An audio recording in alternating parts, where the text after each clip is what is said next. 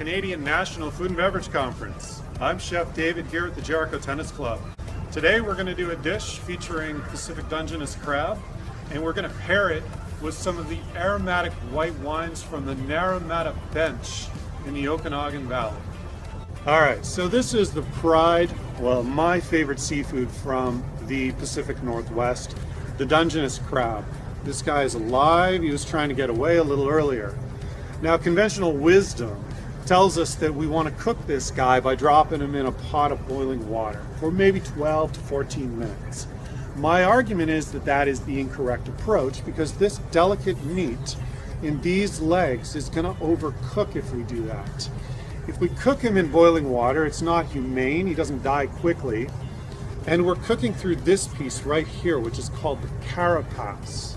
So our goal to cook this guy properly is to remove the carapace, kill the crab humanely, and then cook him. And that will cut the cooking time in half. And we don't have to jeopardize the delicate meat in the legs here in order to cook the meat in the body. So in order to remove the carapace, we're going to slide our hands underneath it. We're going to move that claw out of the way, and we're going to get a firm grip on it. Now the key here is that we come up in one swift motion and bring a finger down into the crab's brain, killing it instantly. And that's really important. If you remove the carapace but don't hit the brain, the crab suffers.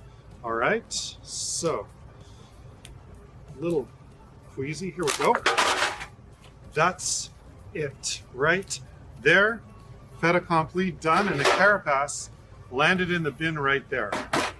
So what we now have is, and I mean, there are parts of this crab inside this carapace that you can eat. For the dish that we're doing, we're not going to. What we're going to do now is take it back into the kitchen. We're going to clean up the gills, rinse out the guts, and then we're going to cook the crab in about 5 minutes in the steamer. So the next step is to rinse the crab, the body, under cold running water, remove the guts, and remove the gills and discard. What we're going to do here is get the crab ready for cooking, and its carcass will cook in the steamer for about 5 minutes. There's our cooked crab, and now we chop. When you're cleaning the crab, you can just slide the meat out of the body. The key when you're cleaning the meat out of the legs and the claws is to just wiggle the joints and you'll pull the cartilage out and you'll get large chunks of meat, which is a great sign of quality. Assembly. Garlic and ginger. It's going to be light on the chili. We don't want to kill the flavor, the sweetness of the meat. There's our palm sugar. There's our herbs. Here comes our lime. This is a microflame. We want the zest, lots of flavor.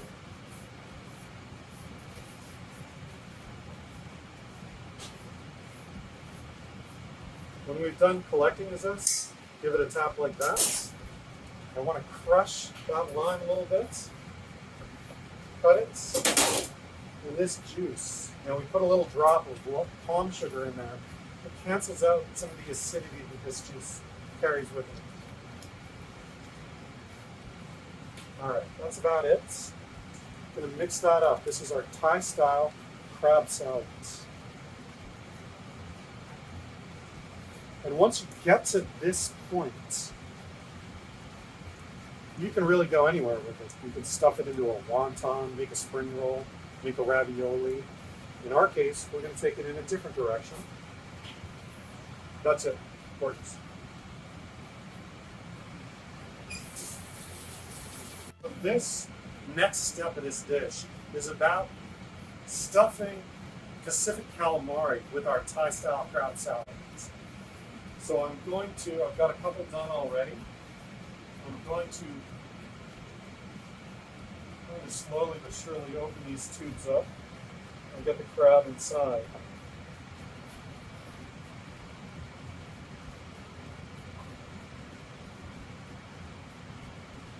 think that's, for me, I'm really natural. I let the food be what it is. But if you're a chef out there who's really obsessed with the current molecular gastronomy, I think if you were to take a dish like this and stop right about there, let's call that 3/4 full, and then apply trans glutamase or whatever meat glue you're using, you could really seal that off and you could get a calamari ravioli. That's one option in different ways that you can take this. That's the molecular way. I'm going to serve it really just natural, let it be what it is. But that's it, right there. Avocado oil is the best option to cook at high temperature. So we're going to coat the calamari tubes and tentacles, and that's going to give us even distribution of heat. Now placing onto a hot preheated grill, and we want to cook it until the calamari is cooked all the way through and the crab is warmed through. All right, well, ready to go to the plate now. We're going to plate our crab and calamari on a tomato and avocado salad. So I'm going to start there. A little bit of concassé of tomatoes. The same herb mix, basil, mint, and cilantro, cut into chiffonade. A little bit of freshly brunoise avocado. This is a little bit of orange oil. We're going to use that to sauce our dish as well. And some sea salt, just to make sure we're properly seasoned. Okay, so the tomato salad, like so, goes into our plates in the steel ring.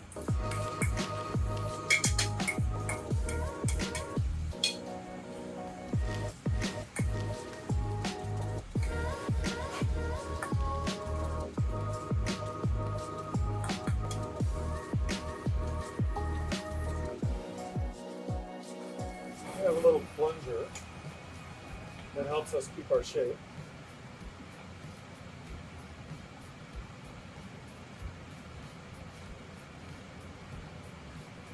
There's step one.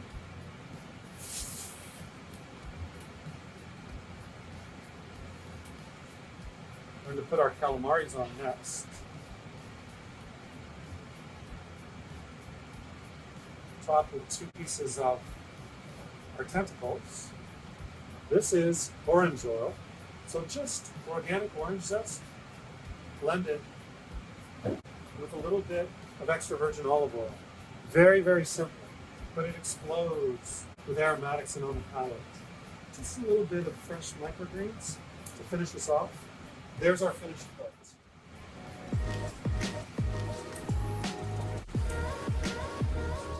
A key to Great West Coast seafood is pairing it with the best regional wine matches.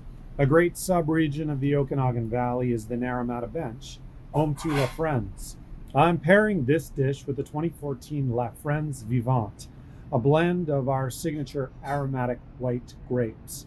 It's an unconventional and innovative mix of Chardonnay, Roussanne, and Viognier with 7 years of age from one of my favorite winemakers, Jeff Martin. La Frenz is a non-VQA winery, and you'll find that often VQA is stamping their logo on consistent but uninteresting wines. I found the road to our finest and most innovative wines, the ones that pair best with our most innovative seafood dishes, come from non-VQA sources. Bon appetit.